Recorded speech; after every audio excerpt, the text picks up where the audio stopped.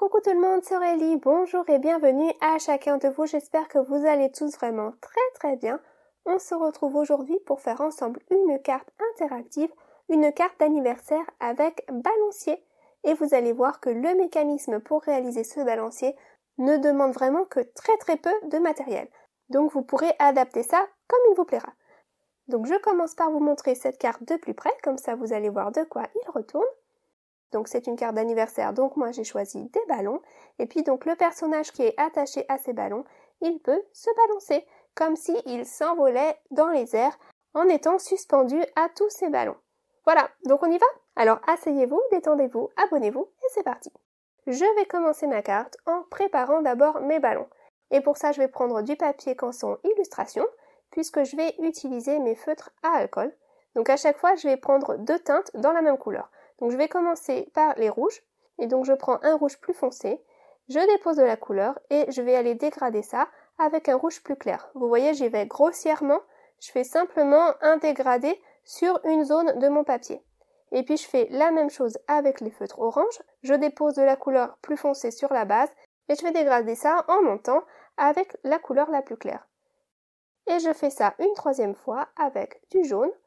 Vous voyez qu'aujourd'hui, je suis sortie de ma zone de confort, je suis dans les tons jaune, orange et rouge. Et voilà, donc j'obtiens 3 zones de couleurs. Et puis, je vais aller recouvrir tout ça de mon Wink of Stella, parce que j'ai envie que mes ballons, à la fin, ils soient bien brillants, pour mettre un petit peu de fête dans ma carte d'anniversaire.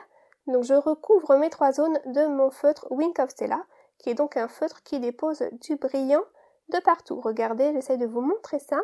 Voilà, ça brille bien, c'est parfait.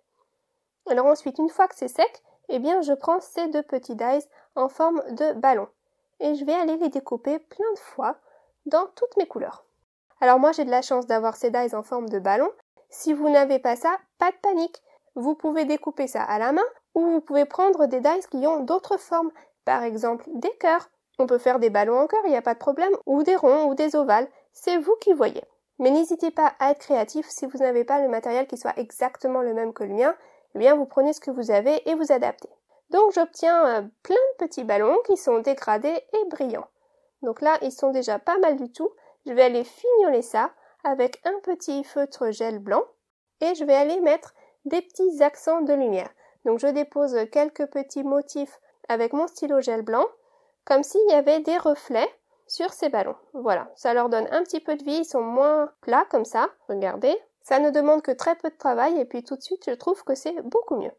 Et puis pour finir le tout, eh bien je vais prendre un feutre à alcool noir, je prends la pointe biseautée et je vais aller à l'aide de ce feutre marquer le contour de chacun de mes ballons.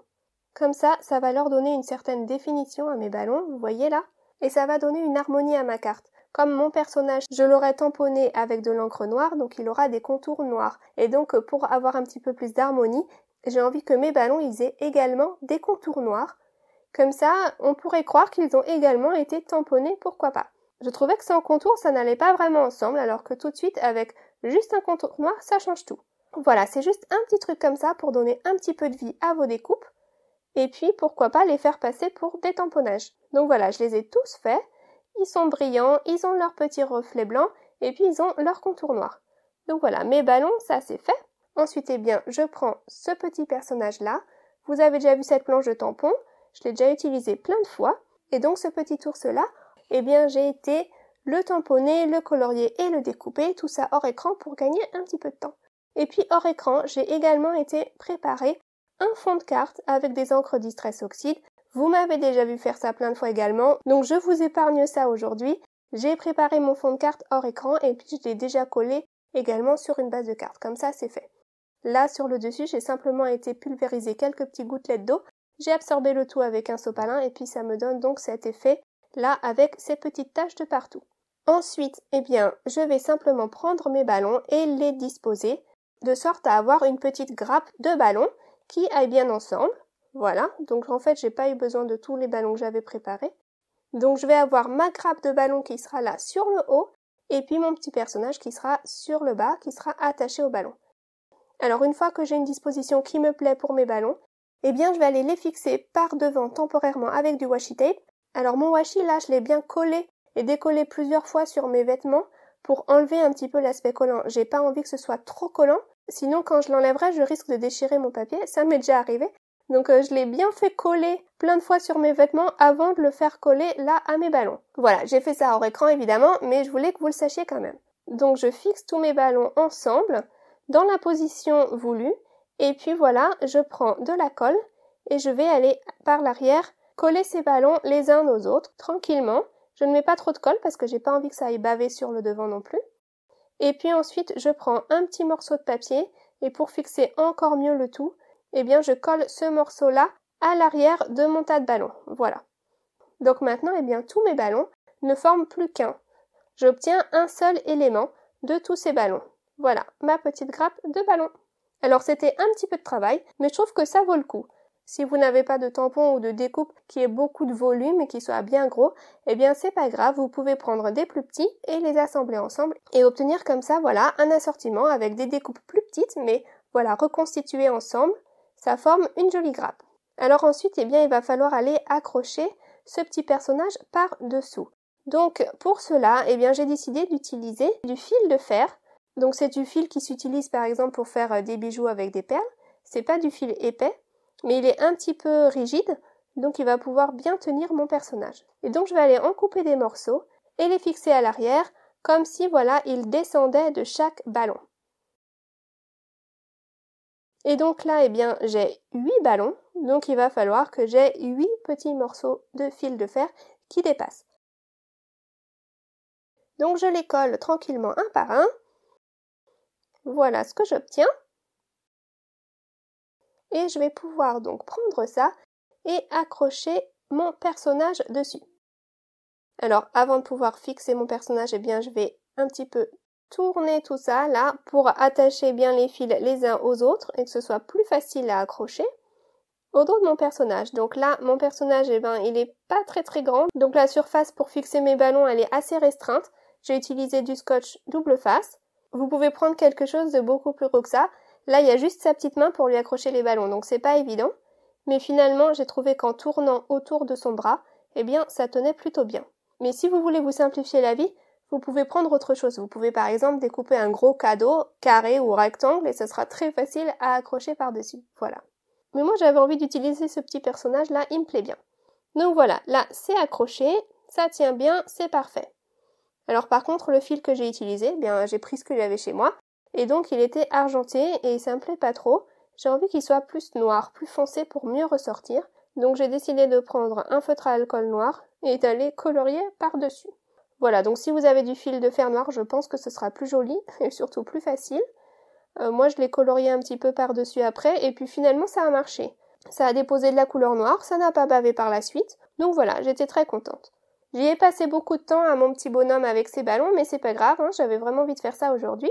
Je dispose ça sur ma carte, et puis j'ai été hors écran préparer une petite salutation, donc sur une bande de papier noir pour un petit peu plus de contraste, et je vais aller la coller là sous le pied de mon personnage. J'ai envie que son pied aille par-dessus. Voilà. Donc maintenant, on en vient au mécanisme. Alors vous allez voir, c'est vraiment pas compliqué. Moi, j'ai pris 3 die ronds. Les 3 tailles les plus petites que j'avais. Donc j'ai un rond de 4 cm, un rond de 3 cm et un rond de 2 cm. Je vais prendre mon plus petit et je vais le mettre dans le plus grand. Et quand je découpe les deux ensemble, eh bien j'obtiens un anneau. Donc je découpe cet anneau et puis je découpe également l'autre rond. J'obtiens donc un rond de 3 cm. Alors, concernant les tailles choisies, moi j'ai pris celui-ci parce que vous voyez que ça rentre sans problème sous ma forme. Il faut que ce soit complètement caché par votre décor. Donc c'est pour ça que moi j'ai choisi cette taille. Vous pouvez adapter les tailles bien sûr à ce que vous aurez fait sur votre carte. Ensuite je prends de la mousse adhésive double face 3D et je vais aller y découper un rond. Et le rond que je découpe, eh bien il doit être plus petit que le rond à l'intérieur de mon anneau. Il va falloir que mon anneau puisse sans souci aller autour de ce rond. Donc vous voyez là mon rond, il est plus petit, il peut rentrer à l'intérieur de mon anneau sans souci. Donc c'est ce que je veux. Donc ensuite je prends ce rond de mousse et je vais aller le coller là au milieu de là où sera ma grappe de ballon. Et vous voyez donc que mon anneau, eh bien il est plus grand et il pourra aller s'enfiler dessus sans souci. Voilà, donc c'est ça qu'on veut obtenir. On veut que l'anneau puisse se mettre sans problème sur le rond central et qu'il y ait un petit peu de jeu, que ça puisse bouger sans problème.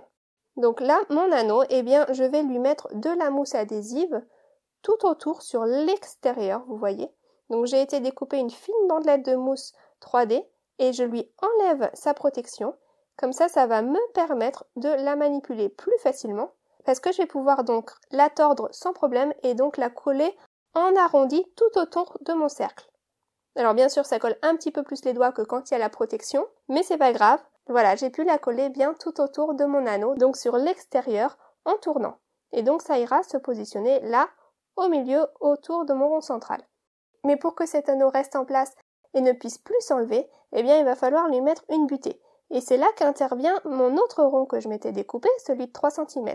Vous voyez qu'il peut rentrer là, à l'intérieur, au milieu de la mousse. Par contre, il rentre un petit peu trop justement à mon goût, donc je vais aller le redécouper un petit peu. J'ai envie qu'il y ait suffisamment de jeu. Si c'est trop juste et que tout est trop étriqué, alors mon balancier, il n'aura pas un joli mouvement.